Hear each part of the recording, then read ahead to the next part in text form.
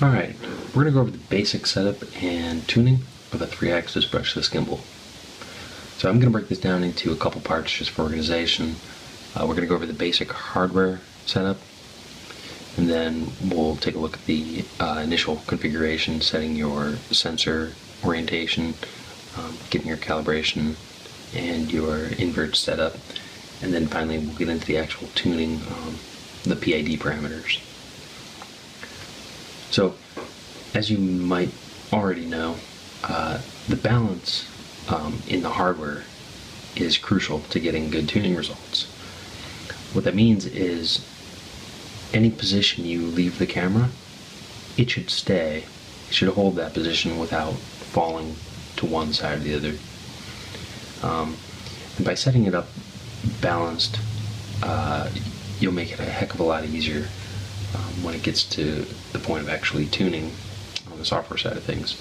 If it's too far out of balance, you're never going to get a very good result, just because the motors will always have to be fighting that extra amount of mass trying to pull it to one side or the other. On this particular gimbal, it makes it really easy because there are a couple of adjustment points for each axis. So take a look at this pitch, for example. If you think about it, just on the pitch axis, if you think about the camera as two planes, if you think about the top and the bottom of the camera. So if the bottom of the camera is heavy, you can check it in this position. If the bottom of the camera is heavy, it'll pitch up, the bottom will fall down. And what you can do is you can adjust it right here, loosen this up, and slide it up, transfer some of the weight up to the top of the camera. Check it again in this position, make sure it doesn't fall. Likewise, if you want to think about the front and the back of the camera, if the front of the camera is heavy, in this position it will fall forwards. What you can do is loosen this up and adjust it here, slide it backwards a little bit until you get to a point where it just sits, it doesn't fall forwards or backwards. This gimbal doesn't have two adjustment points for every axis, but it does offer enough adjustment points that it makes getting the hardware balance set up actually pretty easy. So you want to make sure you get your balance set for every axis, and when you get to the yaw finally, you're going to just have to hold it sideways. And this one's not perfect, but also the other thing to consider is when you're in an orientation that you're not likely to be flying in, like sideways like this, you don't have to consider that situation. So I'm not too worried about flying sideways and keeping it balanced, so I'm just not going to try to tune it in that position. The second important thing to keep in mind is rigidity. The rigidity of the frame is very important. As far as the gimbal is concerned, it's only got three motors to adjust the position of the camera. So if this camera is flexing, if this plate down here is bending, or this arm is flexing, the motor's got no real way to compensate for that, and it's not expecting that to happen. So no matter how well it's tuned, if you've got parts of the frame that are flexing, it's going to be a real pain to try to get tuned right. So just make sure you got all your bolts and screws for the motors and adjustment points really locked down tight. And finally, as far as hardware goes, your wire routing. You want to make sure your wires aren't going to impede the movement of the gimbal. And unless you've got slip rings, or you're doing, you've got the motors with the through holes in them, you sometimes can't get full 360-degree movement, but that's okay, because generally you're not going to be filming, upside down and backwards. So just make sure that over the range of usable movement, your wires aren't going to get in the way. Okay, the next step is going to require system power. So we're going to plug in our LiPo. The main thing here is you want to use the same voltage that you're planning on using with your system, 3S, 4S, whatever, because it's going to make a big difference for tuning.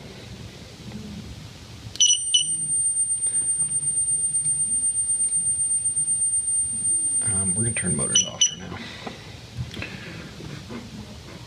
So first I'm going to change the PWM frequency. You can change between low or high, what they call noisy or silent. Low is actually a little bit more efficient power-wise, but you can hear it. It's within the audible spectrum. So we're going to use high. It might not matter on a copter, but for this video, that's going to keep you from going insane. Now, what we want to do is calculate the invert and number of poles. To do this, we're going to actually zero out the PID settings, just to keep it from wobbling. We're going to use enough power to make sure it can move everything. The yaw and the roll on this gimbal require more power.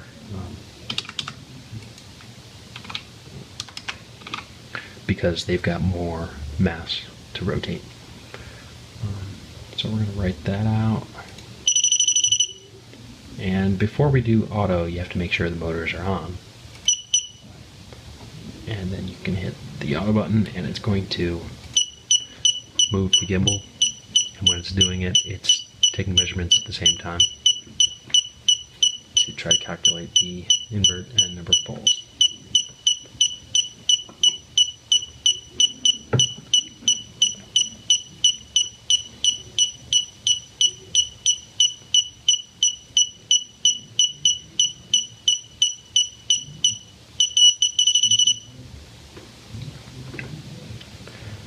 Okay, we're going to turn the motors back off now. So it's come up with a invert on the roll axis, which is actually correct because I'm not sure if you can see, I plugged in this servo connector backwards just to see if it would pick up the invert, and it does. If you rotate your servo connector 180 degrees, that's the same as hitting the invert button. Number of poles, it's not always accurate. You want to, these are not 12 pole motors, I believe they are 22 pole, which is equal to the number of magnets. So you want to make sure to go back and type in the correct number. Doesn't always calculate it correct. Then we're going to write that.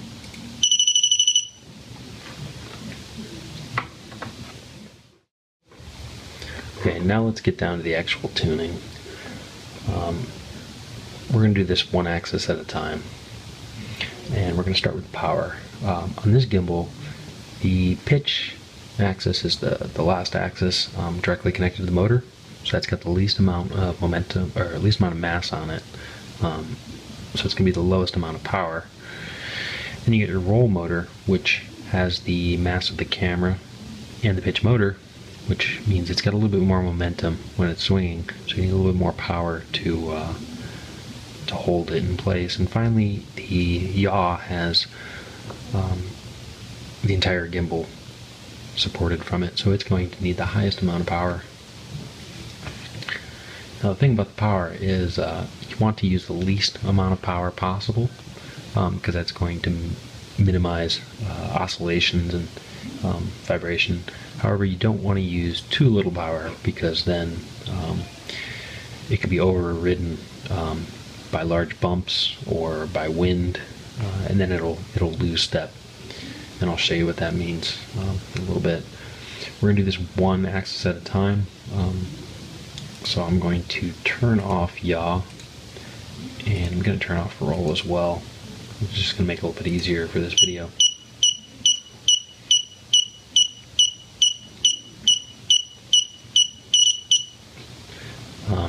What that was doing is that was doing a calibration when it rebooted, gyro calibration. I'm going to turn that off as well.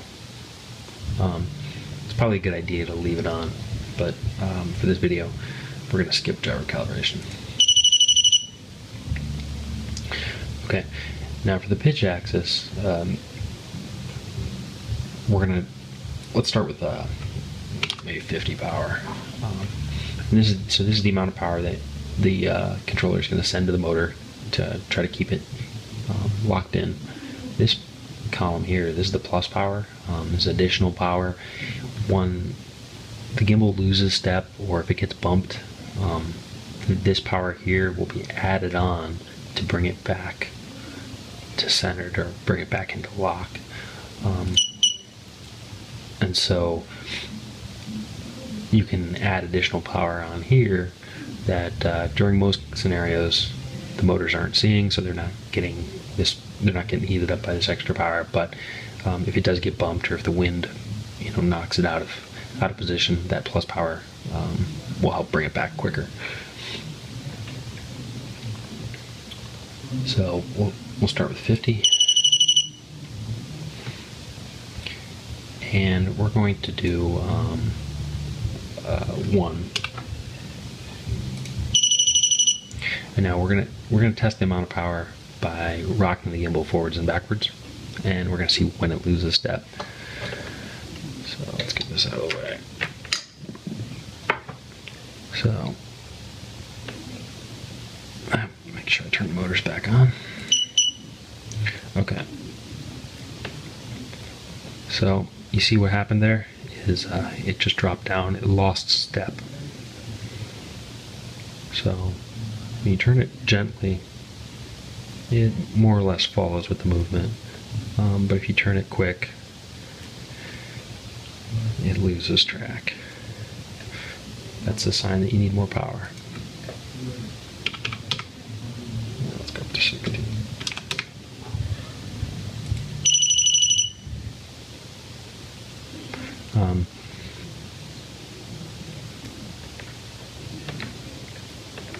You can see that's holding a lot better. And depending on how hard you plan on flying, or if it's a handheld gimbal, you might not need as much power.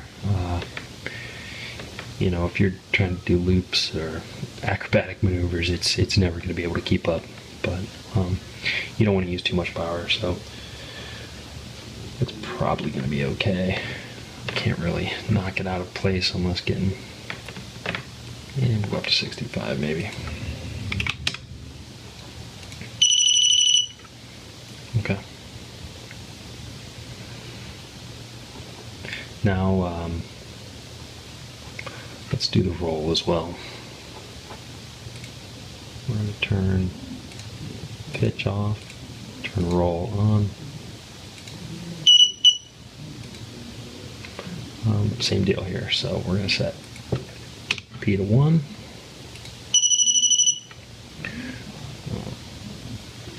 And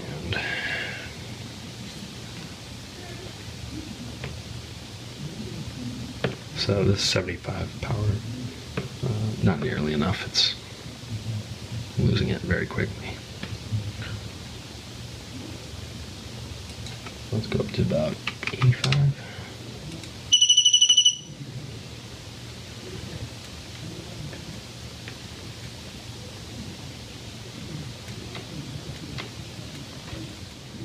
Maybe just a little bit more power.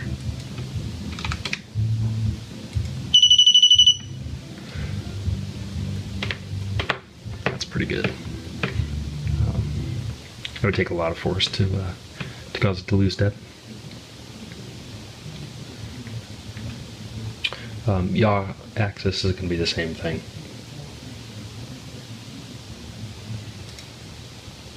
We'll turn roll off. Turn yaw on.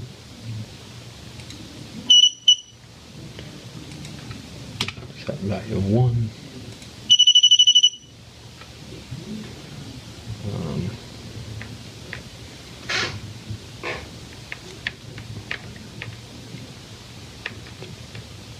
Pretty good.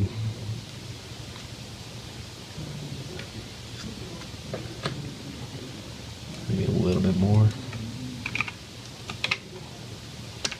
Now again, on this gimbal, the yaw is going to be a lot more power than pitch or roll. That's pretty good. Maybe I'll up it. I'll just, you know. It's already starting to oscillate. Yeah, we'll go with 120. That seems about okay.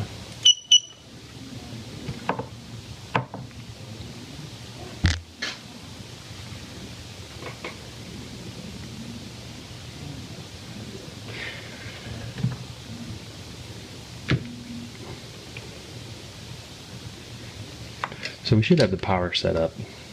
We shouldn't need to go back and change those settings. Only thing we might do later is add some plus power, additional power, whatever, to better manage when it loses step. We can get back to 0 a little bit quicker by adding a little bit of additional power. So we're going to go back to the pitch axis and start there first with the PID settings. Okay, now with the power set at pretty good levels, we can start to actually do the PID tuning. Now the quickest and easiest way I've found to do this is one axis at a time. Actually start with the derivative value, and I'll show you why. If we were to start with the proportional first, we'll just plug in 15. You'll notice we get oscillations, which means your proportional is too high. However, what the derivative does is almost acts like a brake or a damper, which can get rid of some of these oscillations. But rather than starting with 2 parameters at one time, trying to juggle them,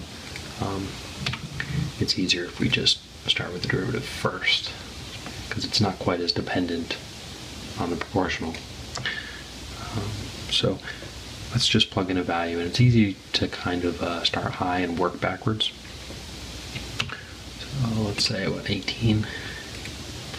Now what we're looking for is high frequency vibrations, and sometimes it's easier to see these when you're actually holding it. The gimbal will respond very differently, whether you're holding it mounted on a copter or sitting on a stand, so you kind of gotta retune it. You can hopefully hear that. We're getting some very high speed vibrations, and that's symptomatic of derivative oscillation right there. So we're going to bring that down till it goes away.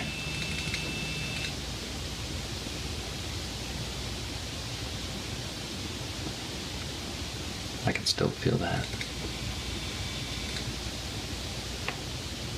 And it's going to vary depending on the position you hold it in. It might be fine in one position, but you go to another position, it could get really bad. So you only really need to, again, tune it over the range of motion that you're likely to encounter. That's pretty good, but I can feel some right there, so.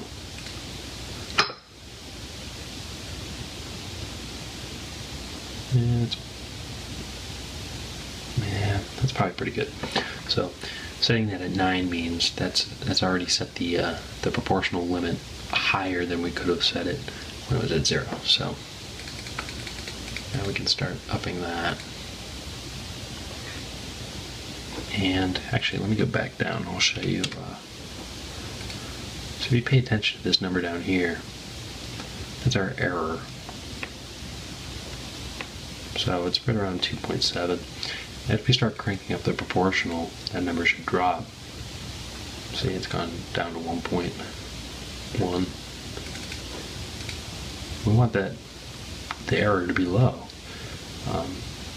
because that's what's going to show up in the video. So we want to crank the proportional as high as possible before we get vibrations and oscillations, of course.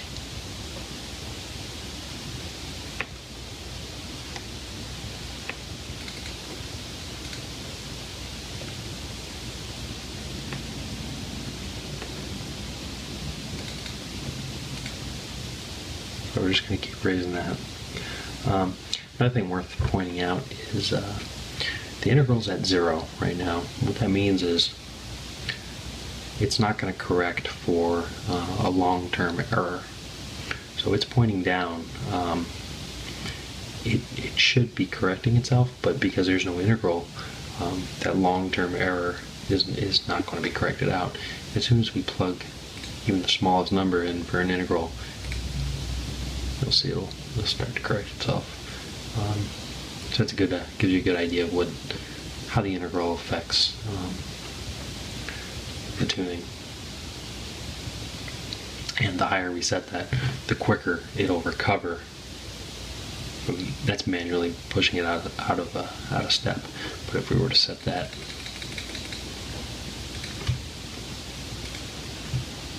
it should recover a lot quicker.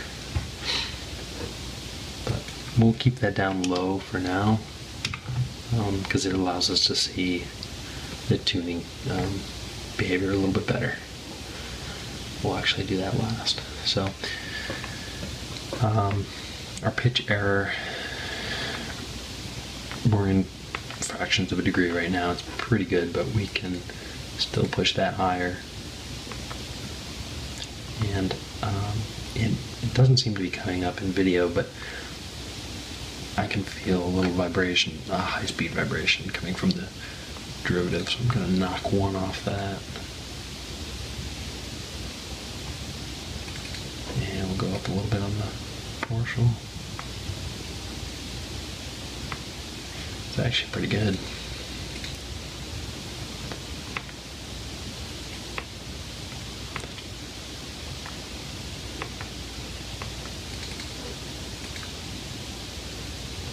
Also keep in mind when we add the second axis into this, we're going to actually have to retune it because there's going to be some interactions between all three axes. So that's pretty good right there. Well, I'm pretty happy with that. So let's move on to the roll axis. We're going to do the same thing here. We're going to crank the derivative way up until we get the high-speed vibrations.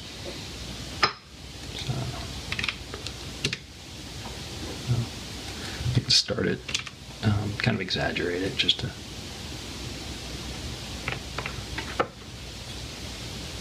this one seems actually to takes a little bit more in the roll axis of this gimbal, it seems like.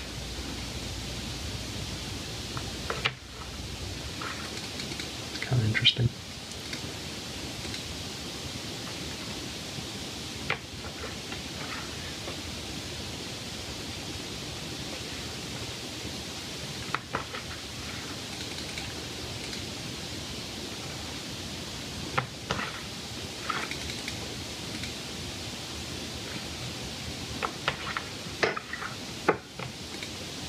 Well, we don't need to crank this higher than we need to correct the proportional, so it doesn't make sense keeping this. You want this to be as low as you need, not as high as you can take it. So let's not go crazy with that. See how 20 works.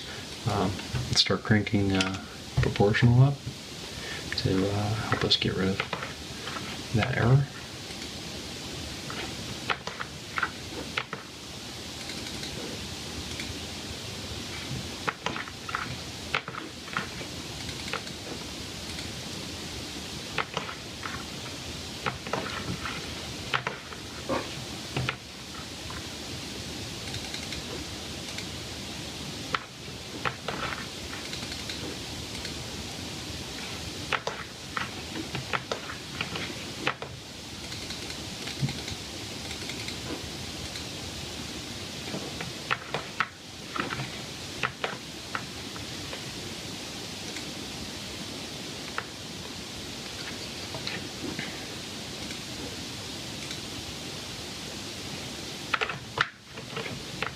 You can see our error is actually fractions of a degree, so we're doing pretty good on pitch and roll already.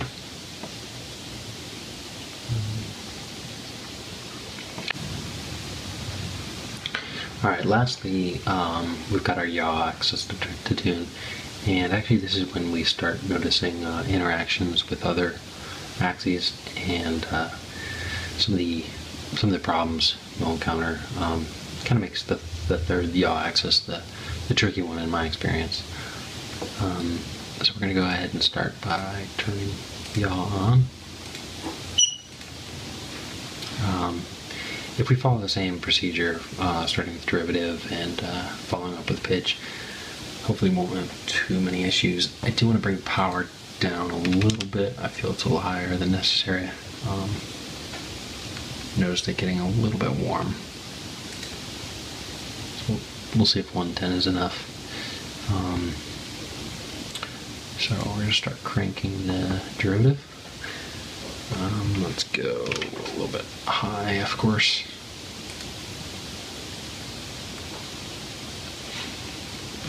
Oh yeah.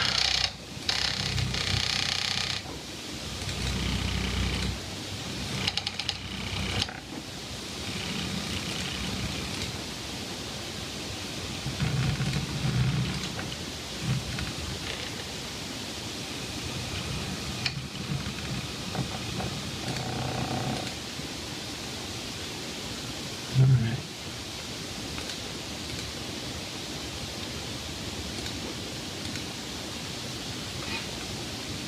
Sometimes I can be so violent it knocks it right off the stand.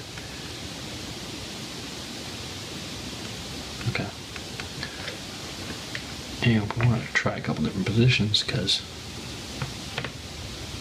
I want to make sure there's not a specific angle like that that's causing some interactions.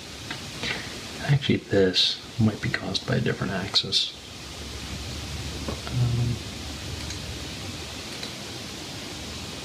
Yeah.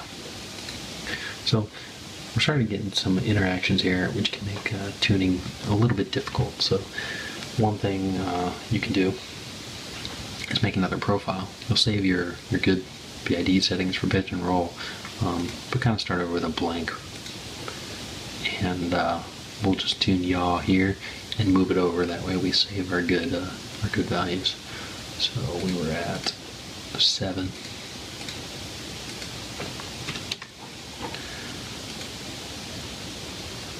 That way we won't get confused by interactions with other axes.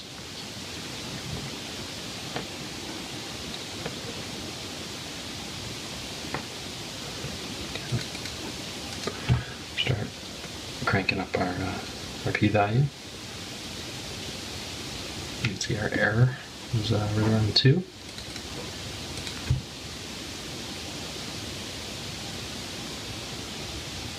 And as we increase the p-value, the error goes down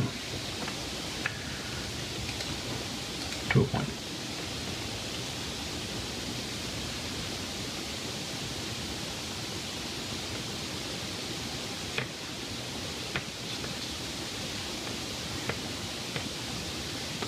It's not too bad. And if you're mounted on a copter, the copter shouldn't be yawing like that too crazy, so yaw actually ends up being one of the most forgiving axes.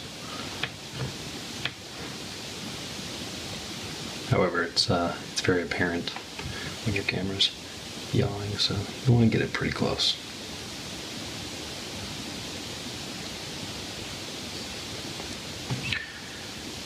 Maybe one more. Yeah, that seems alright. I think I'm happy with that. Now that we're pretty comfortable with the yaw tuning we've got, we're going to transfer that over to our default profile. So we got 7 and 7. Probably going to notice some interactions with the other axes now that all 3 are turned on, but we'll deal with that. Yeah. So we're getting a very, feels like a high-speed vibration. And if you look, the roll error is the highest, so that tells us that's probably where we're getting the vibration from. Also, the derivative value we left at very high, which is another sign that that's where this is coming from. So we're going to drop that down. Yep, seems like it's getting it cleared up.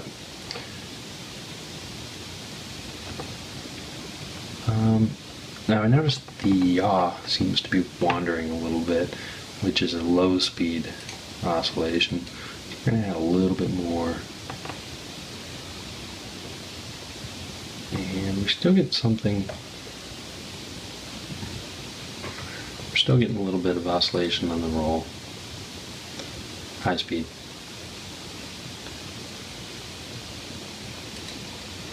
Keep in mind when we're dropping this down, since this is like a damper or a brake, when that's reduced, we can no longer support such a high proportional rate, so we're going to have to drop that down as well. And it's already clearing it up quite a bit.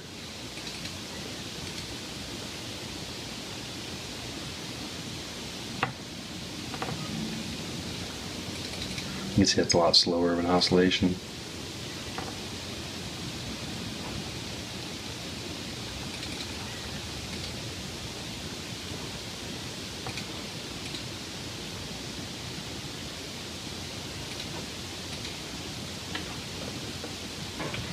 Actually pretty good.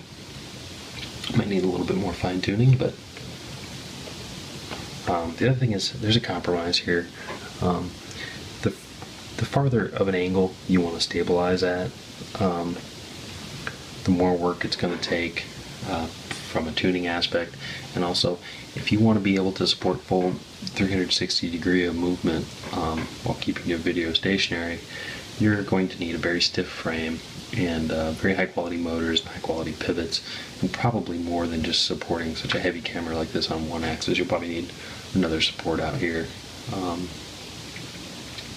So it's there's a compromise to make. If you can limit your angle of movement to as small as possible, basically from the multicopter, reduce your the degree of movement, then you can reduce your angle that you have to tune over a smaller amount, and you can get better quality video by tuning over a smaller range.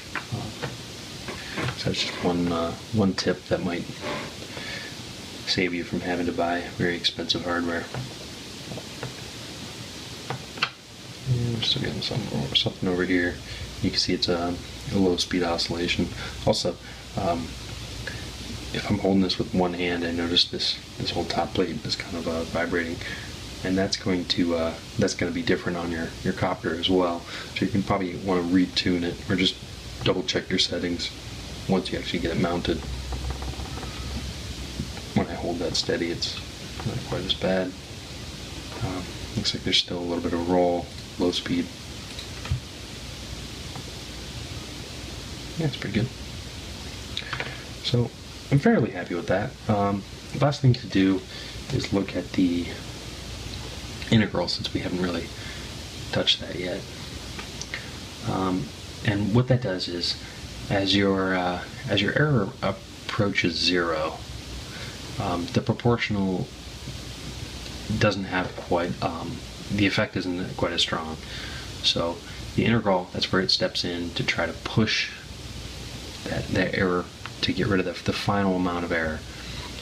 If you don't have this, you're always going to be sitting slightly above or slightly below zero. So by adding an integral, the error builds up over time, and it wants to push it to the other side of the zero. So we can demonstrate that by setting it very high and looking at the real-time data. So we'll look at the roll axis, and you'll notice we get a bit of ringing.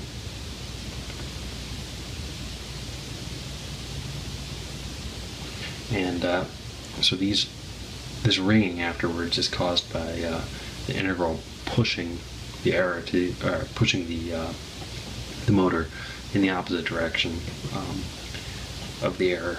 And if it's set too high, it pushes it a little bit too hard, and that's when you start getting into that ringing. So we're going to bring that down a little bit until we just get maybe one like that. Having one small bump above or below is good, because that is a sign that we're pushing that motor as fast as we can we're pushing a little bit too fast because it's going in the opposite direction. But then it quickly settles after only one ripple. So we want that. That's pretty good. We want to see maybe one ripple like that. What you don't want to see is repeating oscillations, up, down, up, down. So we can probably leave that the way it's at. That's actually really good. We're gonna go ahead and do that for all the axes.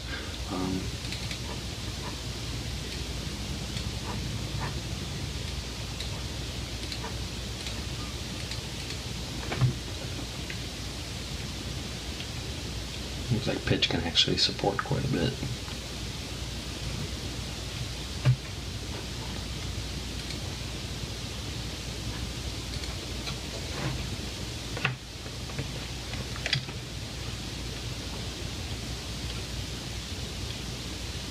That's not too bad. We'll leave that right like that. And finally the yaw. We're not going to put quite as much integral on the yaw.